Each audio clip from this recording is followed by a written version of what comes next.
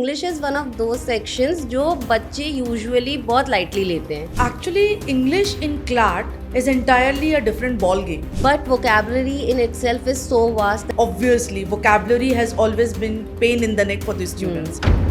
The first one is develop your reading skills. Try to gain knowledge around different genre. I asked my student to stop then and there. Immediately they should research about the topic, be it Google or ChatGPT. English in school is entirely different from English in competitive exams.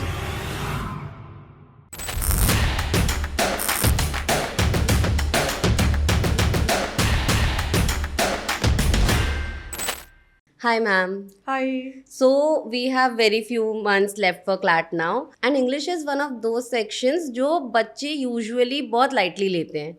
Like they think that because they can speak good English and they have been studying in an English medium school, so they will be able to ace it. But that is not the case here. So the first question that I have for you is, why does that happen? Why so many students, despite being from English medium school and having a decent reading habit, are not able to score well in the section? Actually, English in CLAT is entirely a different ball game. The reason is we actually need critical reading, and student just read anything just for the sake of pleasure. And students have got their own acquired taste. So when they see different passages of different genres, so that is the first shock they actually get. Actually, they get taken aback. And then obviously vocabulary has always been pain in the neck for the students. So I think students need to be a little more ready for competitive exams English, which is all around reading skills, grammar and vocabulary. Grammar usually is not asked in CLAT, but there are some other OLETs like other law entrance tests where grammar is also required. So students need to get themselves prepared for the examinations rather than enjoying literature at one go. And ma'am, what do you think is more important when a student is attempting an RC in a section, reading speed or the accuracy? Well, actually, students keep struggling or juggling with both the things, be it speed or accuracy. I think here the students need to focus more on prior knowledge. If the students are acquainted with the topics, if they know everything about the genre, so they automatically become comfortable and they gain a lot of confidence while solving the questions, which automatically lead them towards accuracy and the speed as well. So they need not work separately on both the aspects. Just the basic reading is required, and the prior knowledge of different genres is something which is required to score great in the examination. So, ma'am, we have a lot of students who do not have a good reading habit per se. So, they start doing it when they start preparing for CLAT. But initially, when they do it, their reading speed is not that much, and it takes them a while to completely read a passage or an article. Is there any quick tips that you can give that could help them improve their reading speed initially? Well, it's a beautiful question. Actually, I keep suggesting my students that whenever they come across any article or any passage which is not, as per their interest, or they are not good at reading or comprehending that passage, I ask my student to stop then and there. Immediately, they should research about the topic, be it Google or ChatGPT. They should research a little about the topic so that they gain some confidence and interest as well at the same time.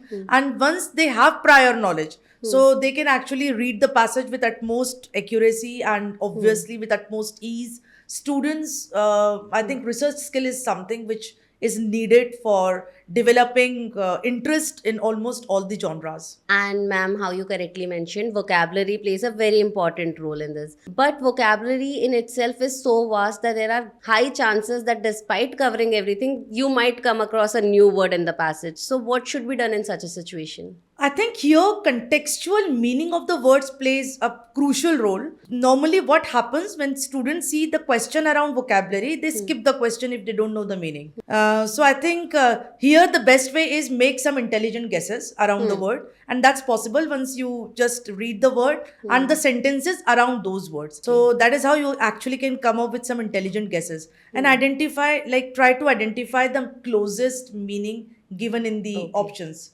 So that is the good strategy. And students score great in vocabulary based questions when they follow this technique of contextual vocabulary with some intelligent guesses. And when it comes to analyzing the reading comprehension section, what are the few things that a student should look after? Like, how can they identify which genre they are struggling with the most? Or any other thing that you would suggest that they should be keeping these things in mind while analyzing the section? I think here the mocks plays crucial role. Okay. If students see or happen to see a mock, and if a student is struggling with only one passage, I think that should be the target for the entire week. See, there are two things when it comes to English section for reading comprehension. The first one is develop your reading skills, try to gain knowledge around different genre, and second is attempting the questions around reading comprehension. Normally students compromise with the first thing and jump onto the second one, that is solving passages. So students will not be able to score great until and unless they have prior knowledge around the genres and until and unless they actually hone their reading skills.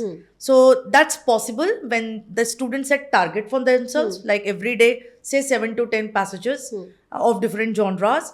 And at the same time, 5 passages in a day along with certain questions should suffice the need. And I think they should take their analysis more seriously than anything else, because analysis of the questions will actually enhance their conceptual understanding. And any tip to avoid passive reading? Like, for example, if I take my example here, I do not enjoy reading literary passages. So if I come across any article that deals with it, I tend to lose interest very quickly. So what should a student do if they come across any passage that deals with a particular theme that they do not find interesting? I have seen one thing common in passive readers, that they start thinking about the entire world at the same time.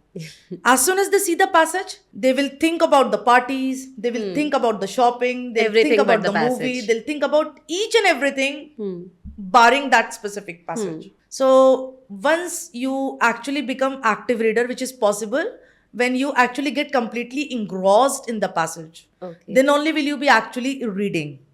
So how to become active reader? I think note making technique works wonder. Okay. So instead of writing the lengthy notes, students should write down the keywords, hinting towards some key points. And I think per passage 5 to 10 keywords. And that's how the students will be making this entire process of reading interactive. And they'll have better understanding around the topic as well. And they'll be completely engrossed in reading. So I think note making technique works wonder. And like the biggest misconception according to you when it comes to the reading comprehension section that the students have? Students actually take reading comprehension with a pinch of salt. Okay. They think they actually underestimate this section. English is something I can deal with. I have always scored great in my school. English in school is entirely different from English in competitive exams. So students should take it seriously. They should try to do justice by devoting some time for reading, by devoting some time by learning some words every day. They should set a daily target for English, like say 7 articles per day of different genres, 20 words, high frequency words they should learn with some techniques. 1 grammatical concept per week, I think should suffice the need. Ma'am, now let's do a quick rapid fire. Since you have been teaching students for so long, I'll be describing few traits of these students and you give me one word for that. That sounds interesting. So what will you call someone who keeps avoiding things? Basically, there are 2 words for it. One is procrastinator, the other one is dilatory. And someone who is studious, who likes to study? I think for that, I think the word can be assiduous. Somebody who is sincere, hardworking. And what about someone who doesn't want to work or avoids working? I think you're talking about somebody who is lazy, so indolent. Okay. And a student who just daydreams a lot, even while studying? We call them absent-minded. And at the same time, they're also considered to be vagabondish. And what about a student who gives his 100% to the preparation? Punctilious. Okay, I think that is it, ma'am. Thank you so much. Thank you.